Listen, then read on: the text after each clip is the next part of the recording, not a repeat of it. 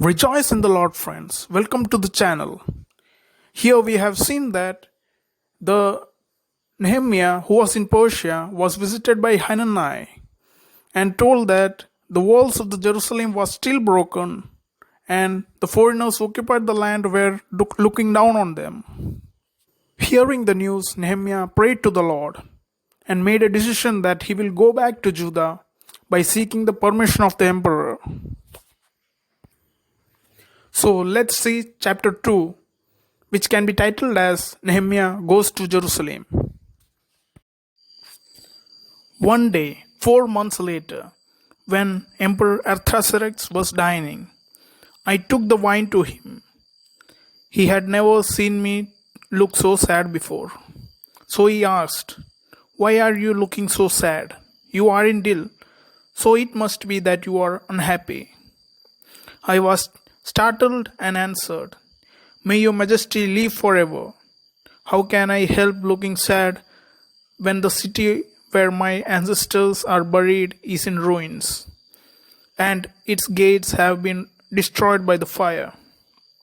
The emperor asked, "What is it that you want?" I prayed to the Lord of heaven, and then I said to the emperor, "If your majesty is pleased with me and is willing to grant my request, let me go to the land of Judah, to the city where my ancestors are buried, so that I can rebuild the city." The emperor, with the emperor sitting at his side, approved my request. He asked me how long I would be gone and when I would return, and I told him. Here, the emperor of Persia sees the Nehemiah. He was looking sad, so he inquired the matter. Nehemiah told him that the city where his ancestors were buried were in ruins and its walls were destroyed by the fire. So the king asked, how can he help him? So Nehemiah told the king that if he is willing, he can send him to Judah so that he can restore the city where his ancestors were buried. By hearing the Nehemiah's concern, the emperor grants the request and asked him when he would be going and when he will be coming back. Here, the thing to be noted here that before Nehemiah asked the emperor's concern, he prayed to the Lord of heaven. Usually, a king of a country doesn't allow its citizens or fellow men to migrate to other cities and work for other people. Here, just because of the prayer, without any denial, the king grants the request and allowed him to go. If we look in our lives, all the elderly peoples in our family, and pray to the Lord before starting anything and seeks His blessing. Friends, let's look further. Then I asked him to grant me the favor of giving me letters to the governor of the West Euphrates provinces, instructing him to let me travel to Judah. I asked also for a letter to Asaph, keeper of the royal forest, instructing him to supply me with timber for the gates of the fort that guards the temple, for the city walls, and for the house I was to live in. The emperor gave me all I asked for because God was with me. The emperor sent some army officials and a troop of horsemen with me, and I made the journey to West Euphrates. There I gave the emperor's letter to the governors.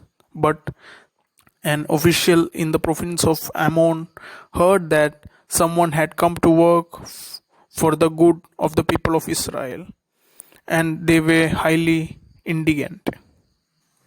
The time period when Nehemiah was living was around in the mid of 5th century BC. At that times also there was forest guards and the governors.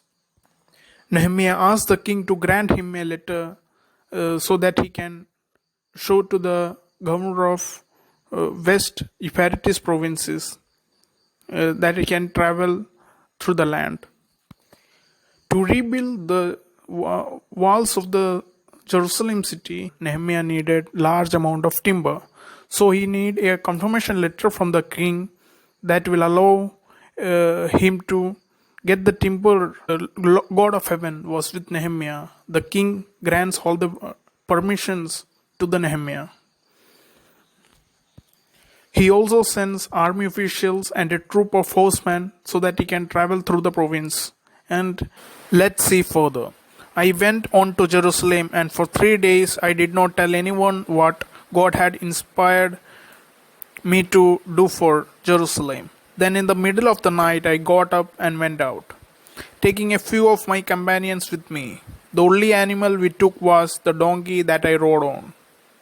It was still night as I left the city through the valley gate on the west and went to the south past Dragon's Fountain to the rubbish gate.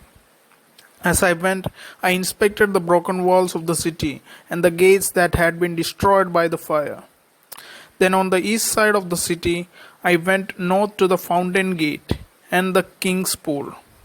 The donkey I was riding could not find any path through the rubble. So I went down into the valley of the Kidron and rode along. Looking at the wall, then I returned the way I had come and went back into the city through the valley gate. None of the local officials knew where I had been or what did I had been doing. Here, Nehemiah arrives to Jerusalem, but he did not tell anyone that he had come to rebuild the city walls. One night, Nehemiah got up and travels throughout the city walls in a donkey and inspects the city walls, which was destroyed by the fire. None of the local officials knew where I had been or what I had been doing. So far, I had not said anything to any of my fellow Jews, the priest, the leaders, the official, or anyone else who would be taking part in the work. But now I said to them, "See what trouble we are in because Jerusalem is in ruins and its gates are destroyed. Let's rebuild the city walls and put an end to our disgrace." And I told them how God had been with me and helped me, and what the emperor had said to me. They responded, "Let's start rebuilding," and they got ready to start the work.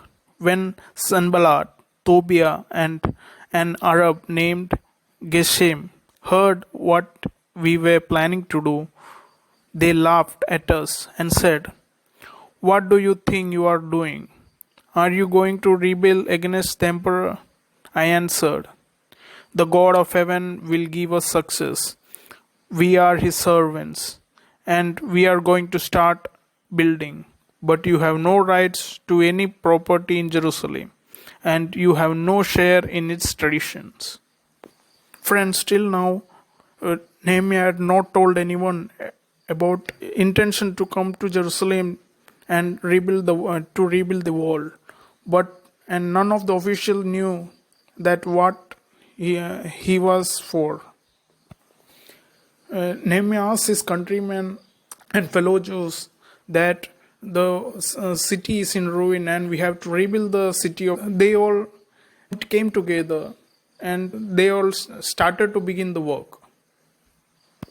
And some of the local officials there came and made fun of them and told that they were rebelling against the emperor.